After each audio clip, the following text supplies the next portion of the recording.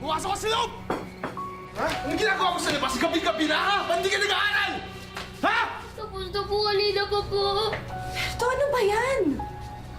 Ito anak mo eh! Gabi-gabi na, nasa labas pa rin. At ikaw naman nanay, bakit pinapayagan mo siya maglakwa sa ganitong oras ng gabi, ha? Berto, nagpaalam siya sa akin. Tsaka pwede ba ikaw tong magtiro? Lasing ka na naman, lagi ka na lang lasing. Ano sinabi mo, ha? Ang sa akin lang naman, medyo napapadalas na yung pag-inom mo. Sa'yo natututo yung mga anak natin.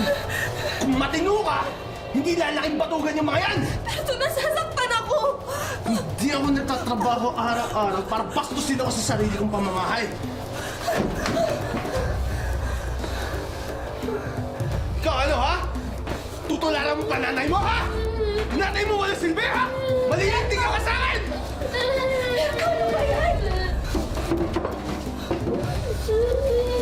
Ano? Berto! Berto, tama na! Tama na yan! Berto! Lalaban ka! Tumigil ka! Berto! Berto, tama na! Saway ko sa ano?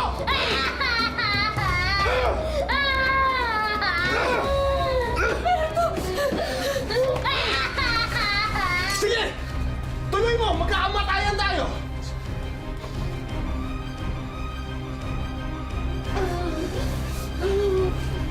Anong nangyayari dito? Berto, itiwan mo yan! Junior! Junior! Ano ginawa mo sa anak mo? Joanna! Dali natin sa ospital! Junior!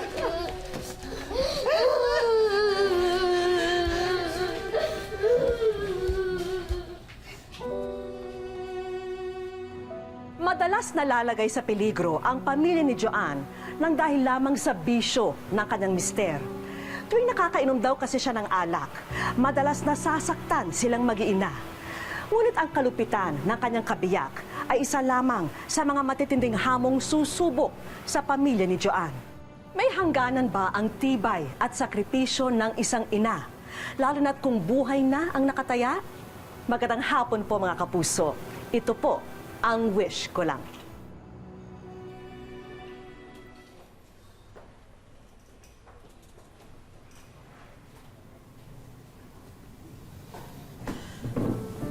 Ang kapal na mukha mong magpakita dito? Ano? Nahimasmasan ka na? Tignan mo ginawa mo sa mag-ina mo.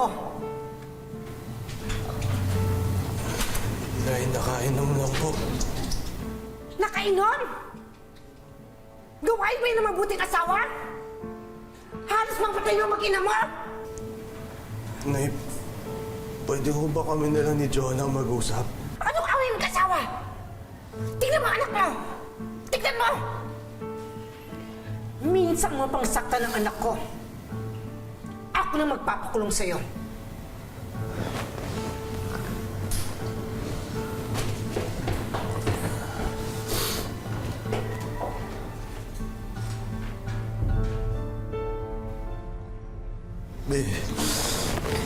Patawad na.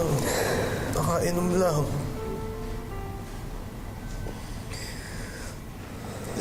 Hindi na maulit. Pangako. Pangako. Ganyan ka naman parati. Lagi ka na lang nangangako. Hindi na ako iinom. Patawad na. Patawad. Huwag kang humingi ng tawad sa akin. Humingi ka ng tawad dyan sa anak mo.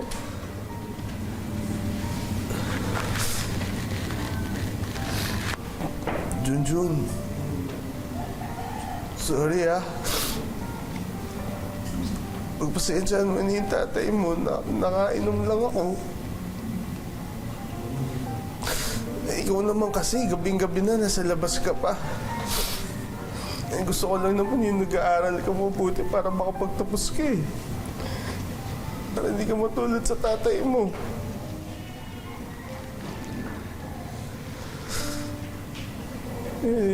Tawad na. Hindi na maulit.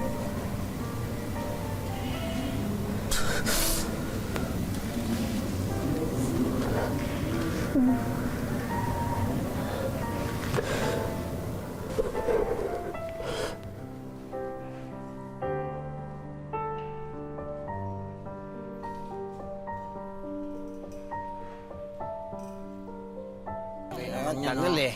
Signe. Itong pulutan nyo? Oo. Pwede yan. Ano ba rin parang Berto? Brad, tagal natin di nagkakainuman. Tara, siya tayo. Sige lang mga pare. Oo, papagood shot ako kay Mrs. eh. Alam niyo naman. Ayun na lang. Sige, mauna na ako ah. Si Saya pala't si pare, oh. Tagay tayo. Sige na, parang Berto. Sige na pare, isa lang. Tagal na natin di nagkainuman eh. Bira na tayo magharap-harap. Minsan lang yan, oh. Saglit lang yan. Sila tayo magkaharap-harap eh. Buritong pa. Oo, isang shot lang pare.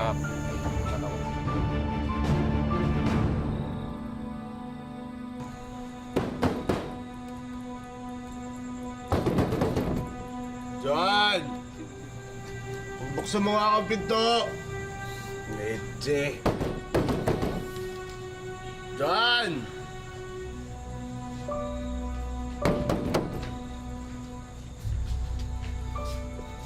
John, kung di mo buksan to, sisirain ko to! Ano ba naman yan, Berto? Lasing ka na naman? Akala ko ba nagbago ka na? Kung di mo buksan tong pintuan to, mas lalo kang malilintik sa akin. Sige! Sige, subukan mo. Talagang ilalayo ko yung mga anak natin sa'yo. Ano, ha? Huwag mong ilalayo yung mga anak ko sa akin, ha? Kundi, makakamatayan tayo! Buksan mo to! Mga bata, gising mo na kayo. John!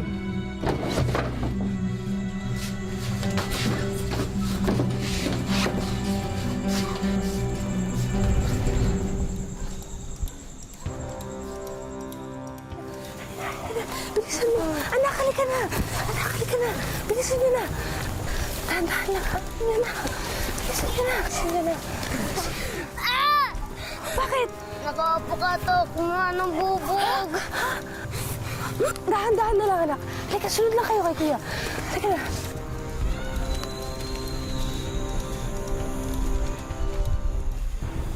John!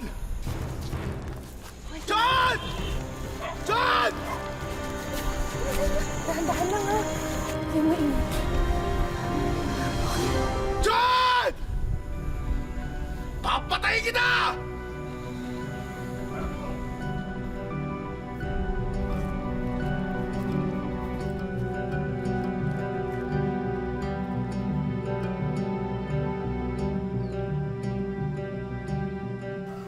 Hindi! Dapat marinig nila. Kailangan nilang malaman kung gaano kademonyo yung tatay nila. Nay, nang ako naman na siya na magbabago na siya. Nagbago ba siya? Ano?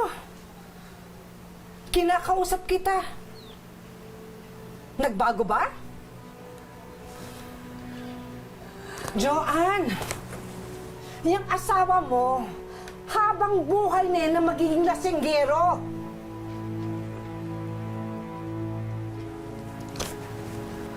Mga bata, laro muna kayo doon. Usap lang si nanay at saka si Lola, ha? Sige na, ako na dito.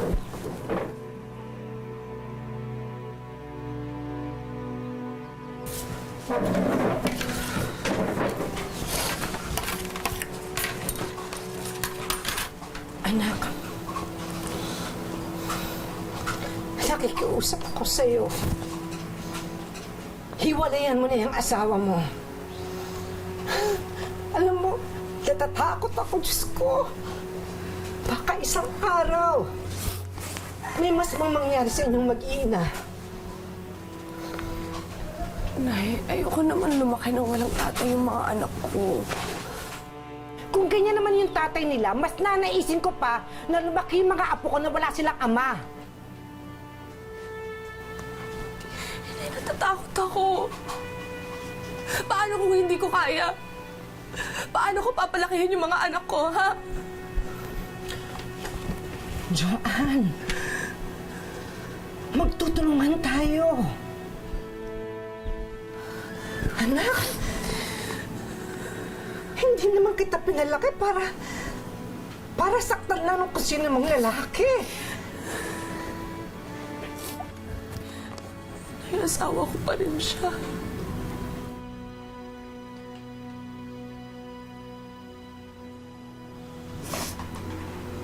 Magandang hapon, ho. Pwede ko ba makausap si Joanne?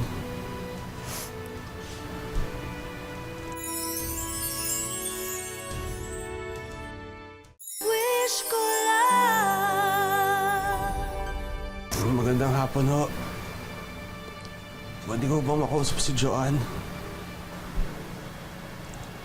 Yan na. Yun na yung demonyo mong asawa. Pag sumama ka pa sa kanya, ikaw nang may problema sa utak. Diyos ko, Joanne.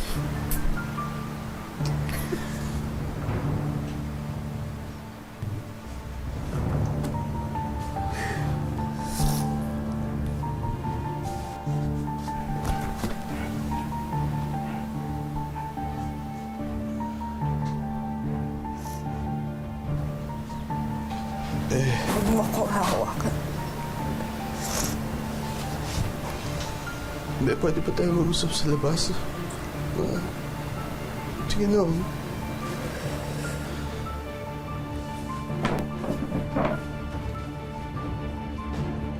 Berto, hindi ko na kaya yung ginagawa mo eh.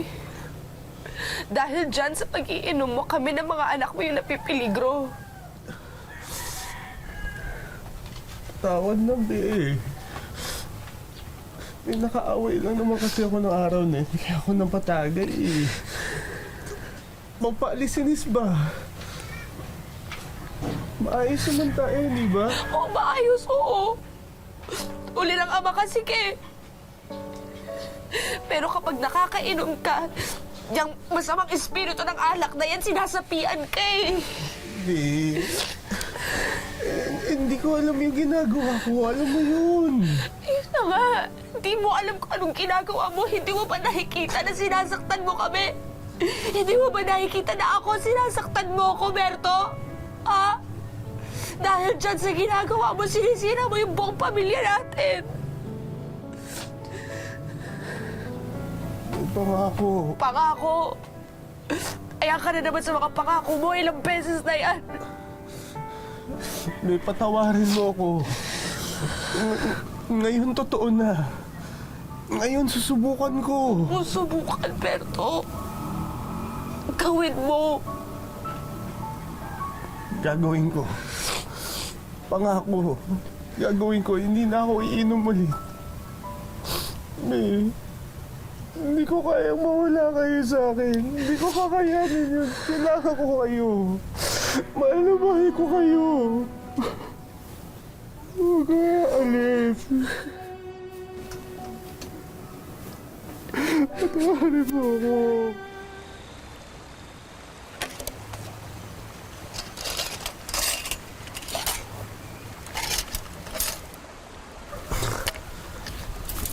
Anong pakulo na naman to, ha? Pinaghandaan lang naman kita ng tanghalian, oh. Ang sweet naman ng misis ko. Eh, syempre, alam kong gutom ka na. Oh, kumain ka na. Ito. Oh, sweet naman talaga. Salamat. Ano ba yan? Ang bago-bago mo na naman. Pawis na pawis ka. O, sige na. Mabuti na yun amoy pawis, no? Basta hindi amoy alak. Tinutupad ko yung pangako ko, ah. Alam mo, sana nga magtuloy-tuloy na yan, eh. Ikaw naman. Lahat may pag-asa magbago. Siya nga pala, nasan si Junjun? Ah, nasa loob. Nag-aaral na. O, sige na. Kumain ka na. Ito, oh. Yeah, may ako na sa akin. Siyempre, paborito mo. Amin mo. Ibang na yan. Gusto mo pa na isa? Bango. Gusto mo? Hindi brown rice.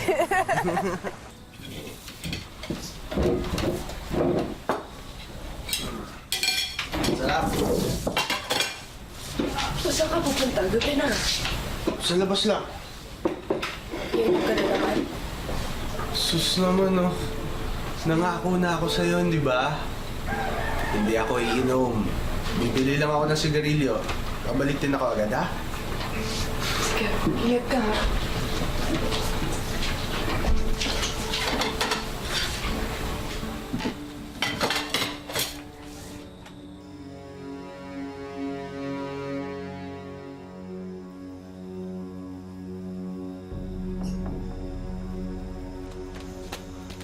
John! John! John! Ano ba yan? Nangako na siya eh. Joan, tulungan mo ako!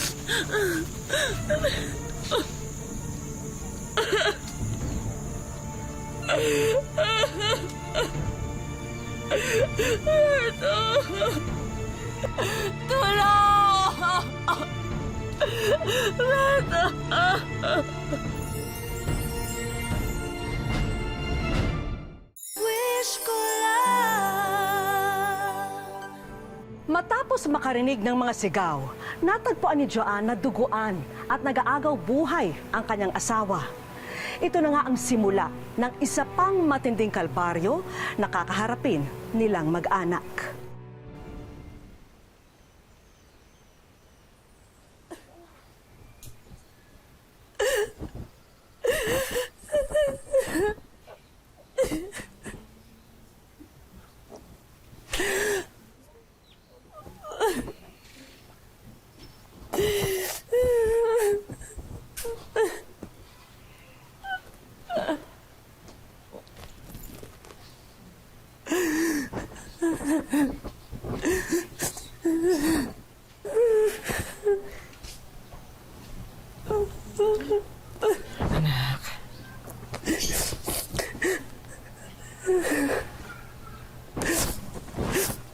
Nay, bakit ganito?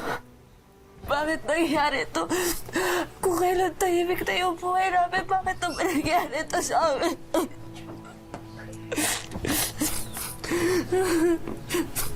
Anak, siguro mas mabuti kung doon na lang muna kayo sa akin.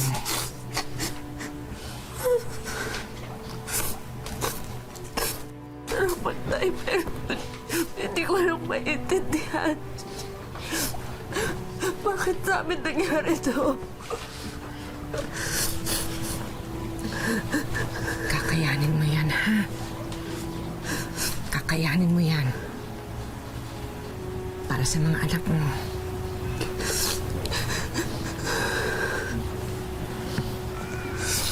Anak, hayaan mo.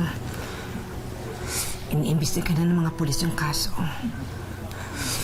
Ang mahalaga ngayon, ang importante, yung kinabukasan niyo.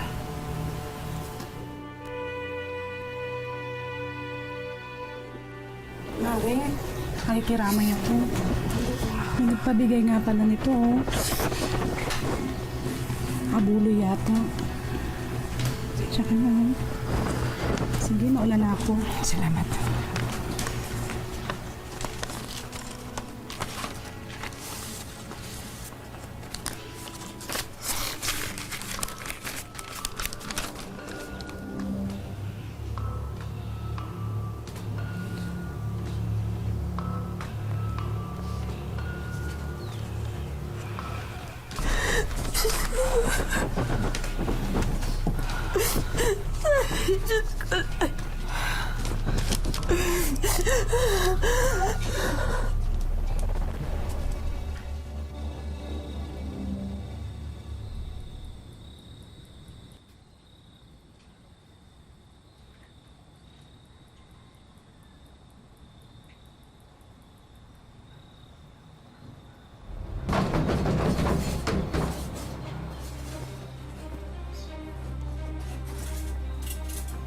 Sino yan?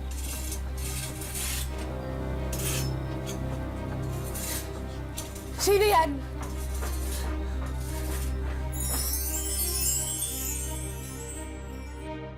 Wish ko lang.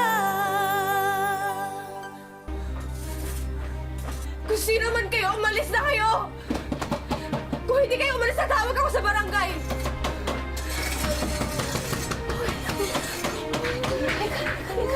Nandito si nanay, nandito si nanay. Tulong! Mga kapitbahay, tulong!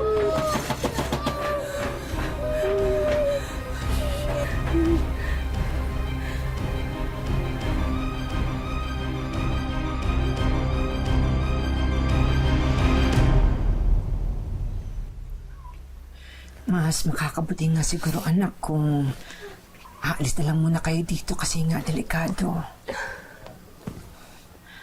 Ano bang sabi ng mga biyanan mo na iiwan mo sa kanila yung mga bata? Mahal naman po nila yung mga apo nila eh, kaya sang-ayon naman ho sila na iwan ko muna yung mga bata sa kanila. Pero Nay, hindi ko na alam kung ano yung dapat kong gawin. Lahat ng mga pangarap ko para sa mga anak ko, sa asawa ko. Ang gulo-gulo na ng buhay namin, Nay. Pati kayo natatamay na. Nay, sinisisi niyo ba ako?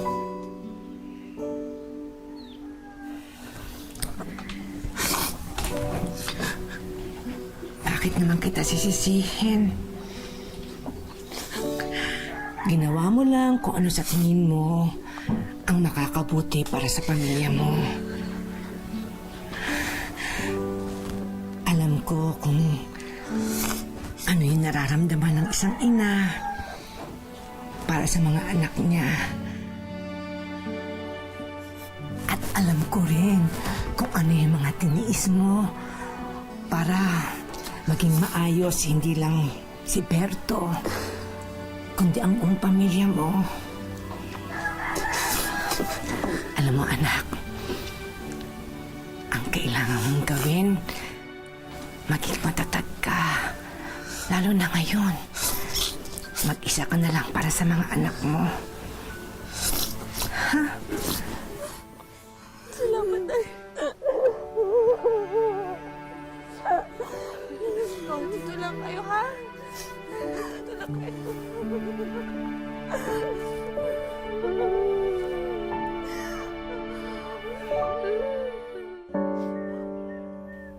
Sa bayan ng Labason sa Zamboanga del Norte, nakatira ang magkakapatid na Junjun, Janjan at Jongjong. Sinadya po naming baguhin ang pangalan ng mga bata at ng kanilang pamilya para na rin sa kanilang kaligtasan. Sa loob ng 4 na taon, ang kanilang Lolo Jose at Lola Silvia ang nag-aruga sa kanila. Akong mga apo, butan na siya kay kuan usahay ka na mga bata gon, mga bulyagon. Luoy kaayo ang mga bata nga walay ginikanan. Kahit hirap sa buhay, ay ginagawa nila ang lahat para sa ikabubuti ng mga apo. Pinupunan lang daw kasi nila ang pangungulila ng mga bata sa magulang. Sabi ni Mama ay babalik siya. Hinihintay namin siya. Mama, balik ka na dito. Mag-isa namang nakikipagsapalaran sa Maynila ang ina ng mga bata na si Joan. Masakit para sa kanya na malayo sa mga anak. Inisip kong kalagayan nila na dapat sana ako nandyan sa tabi nila. Hindi ko nagawa. Kasi natalo ako sa takot na baka madamay sila. Natapos na ang kontrata ni Joan sa dating trabaho. Kaya ngayon ay naghahanap muli siya ng mapapasukan. Plano niya kasi na makuha na ang kanyang mga anak, kaya kailangan niyang mag-ipon ng husto. Mahal na mahal ko kayo. Gusto ko kayo kasama ulit. Kahit wala na ang ama ninyo. Pangarap ko talaga na lumaki sila sa akin. Lumaki sila na ako yung mag-alaga sa kanila. Sa araw na ito, ay may hatid kaming mensahe para kay Joan.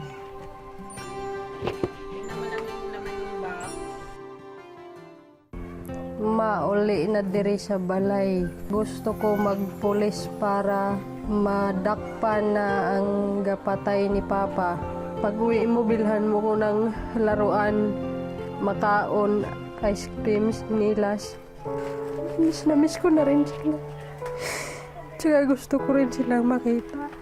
Gusto ko rin silang mayakap. Kasi matagal ko na rin pinangarap na mangyari yung magkasama kami ulit. Wish ko lang maraming salamat po dahil binigyan niyo po ako ng pag-asa na matupad yung mga pangarap ko para mabuo muli yung pamilya ko na. Sinama namin patungong Zamboanga si Joanne. Pagkadating sa lugar, agad na dumiretso si Joanne sa kanyang mga anak. Hello, Jay.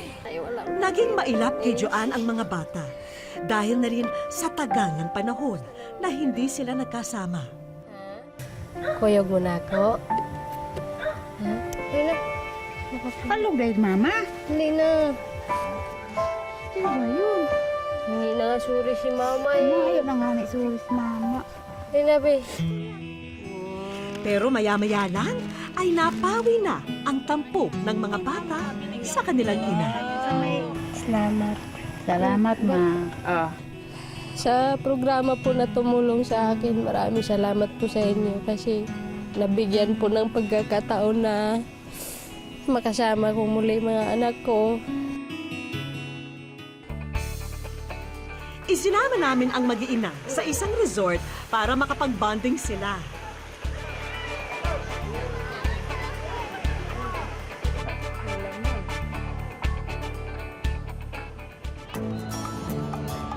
Marami ang nakahandang sorpresa sa araw na ito, kaya't ituloy-tuloy na natin.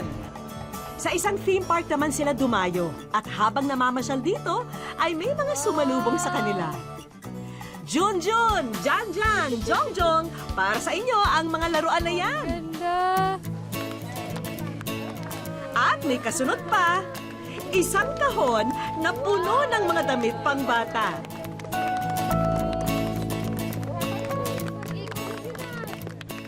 Sobrang saya po. Salamat po. Pwede ka na rin magsimula ng negosyo, Joanne. Sobrang saya ko po talaga. Maraming salamat po. Sa wakas, magkaroon na rin po ako ng pangkabuhayan. Maari mo na ring isabay ang pag-aaral dahil merong scholarship training na para rin sa'yo. Hindi lamang yan, may pahabol pa. May siguradong trabaho na ang naghihintay sa'yo, Joanne. Hindi ka na muling mahihirapan sa paghahanap ng mapapasukan. Sobrang saya ko po talaga. Ito po yung pinakamasarang araw sa buhay ko na nakamit ko. Yung mga pangarap ko na akala ko hindi magkatotoo. Lungkot man ang bumabalot sa kanilang pamilya noon.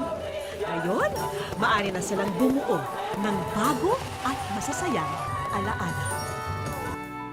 Ipinamalas ni Joanne na walang hindi kayang gawin ang isang ina. Mapabuti lang ang buhay ng kanyang pamilya. Dasal namin na sana ito na ang simula ng katahimikan na matagal-tagal nang inaasam ng mag-iina.